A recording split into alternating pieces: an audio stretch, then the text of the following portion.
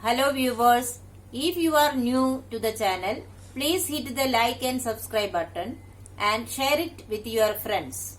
Also, click on the bell icon so that you get the latest information about the videos that are uploaded. Hello students, welcome back to the new video.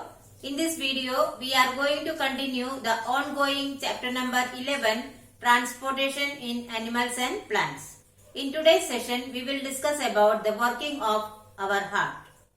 Students, in the previous session, we have learned about the structure of the heart.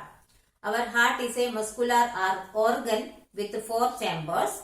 The upper 2 chambers are called atria and the lower 2 chambers are called ventricles. Today we will see how does the heart works. See, the function of the heart is to pump blood to all the parts of the body. And this is done by the regular and alternate contraction and relaxation of atria and ventricles.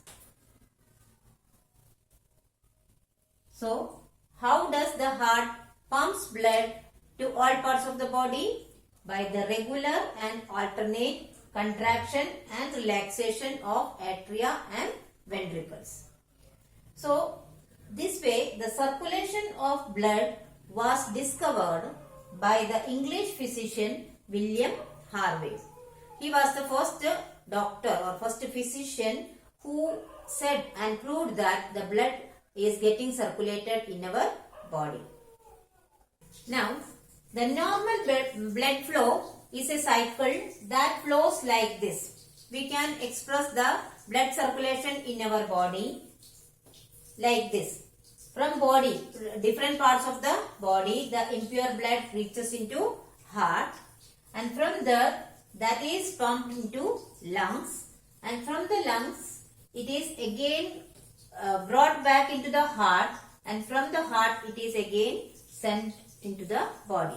Here from the body first it is bringing the impure blood and it is pumped into the lungs where the deoxygenated blood is transformed into oxygenated blood, and that oxygenated blood is brought to the heart, and from there it is sent to different parts of the body. So this is a cycle. So we call this function as circulation of blood. Now let us see in detail. The deoxygenated blood from the different parts of the body enters the right atrium, which then moves to the right ventricle through the tricuspid valve. Now you are familiar with the ventricles and tricuspid valve, atrium, etc. So the superior and inferior vena cava brings the impure blood from different parts of the body and that is brought to the right atrium. And through the tricuspid valve, that is the connection between the right atrium and right ventricle, this deoxygenated blood enters into the right ventricle. Now, after it is filled, the right ventricle pumps blood through the pulmonary artery to the lungs for reoxygenation. That is, when the right ventricle is filled with impure blood, it pumps that blood to the pulmonary artery.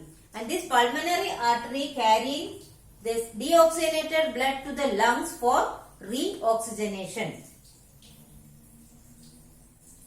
Reoxygenation means again to get filled with the oxygen.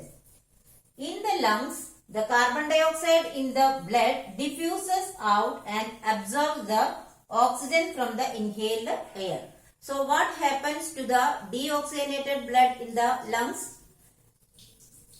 This carbon dioxide in the blood diffuses out and it gets absorbed the oxygen from the inhaled air, or we can say that the blood gets reoxygenated inside the lungs.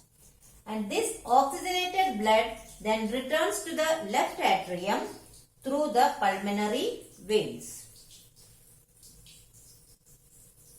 So, the oxygenated blood from the lungs to the heart is brought by pulmonary veins. See, here children, you have to remember that this is the only exception. that pulmonary vein is the only vein that carry oxygenated blood. In the same way, pulmonary artery is the only artery that carries impure or deoxygenated blood. Now, from the left atrium, the blood passes through the bicuspid valve to the left ventricle, where it is pumped out through the aorta.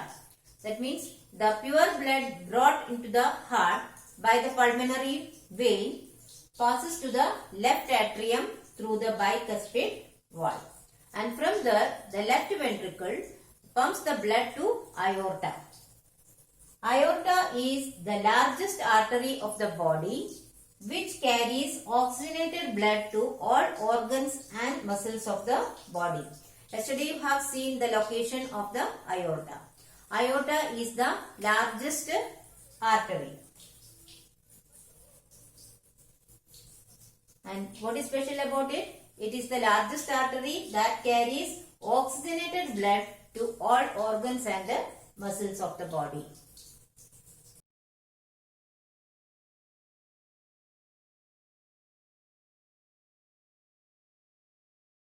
The flow chart given here shows the path travelled by the blood in human body.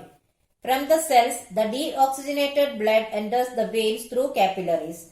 The superior and inferior vena cava brings the deoxygenated blood to right atria. From there, it enters into right ventricle. And the pulmonary arteries take the deoxygenated blood into lungs. In the lungs, the carbon dioxide is given off and it picks up oxygen. Thus, the oxygenated blood is taken into the pulmonary vein into left atria. And from there, it enters into the left ventricle. From there, the oxygenated blood is pumped into aorta. And from there, it enters into the arteries. And from the arteries, it enters to the cells through various capillaries. So students, I hope you have understood the working of the heart very well. But still, if you have any doubt, you can write in the comment section. I will surely try to solve it as early as possible. Here are some review questions. Please solve it in your notebook. Thank you.